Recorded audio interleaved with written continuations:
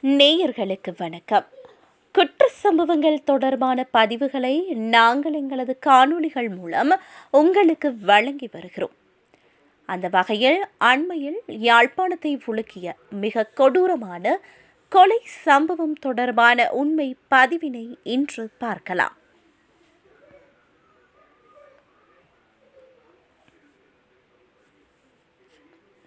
இந்த சம்பவம் கடந்த 3ஆம் திகதி இடம்பெற்றிருக்கலாம் என்று தெரிவிக்கப்படுகிறது. யாழ்ப்பாணம் தெல்லிப்பளை பகுதியில் கடந்த வெள்ளிக்கிழமை வீடொன்றிலிருந்து சந்தேகத்திற்கிடமான முறையில் உயிரிழந்த பெண்ணின் சடலம் மீட்கப்பட்டது.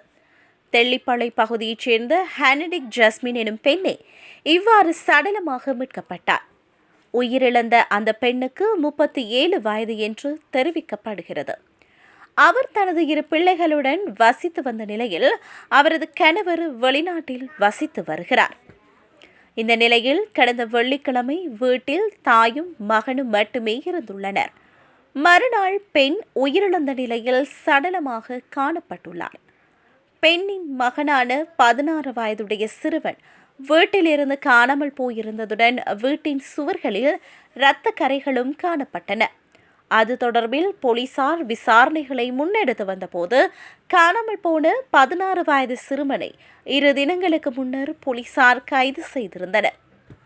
கைது செய்யப்பட்ட சிறுவனிடம் முன்னெடுக்கப்பட்ட விசாரணையில் தானே தாயின் கழுத்தை காலால் நெரித்து கொலை செய்தேன் என வாக்குமூலம் அளித்துள்ளதாக போலீசார் குறிப்பிட்டனர்.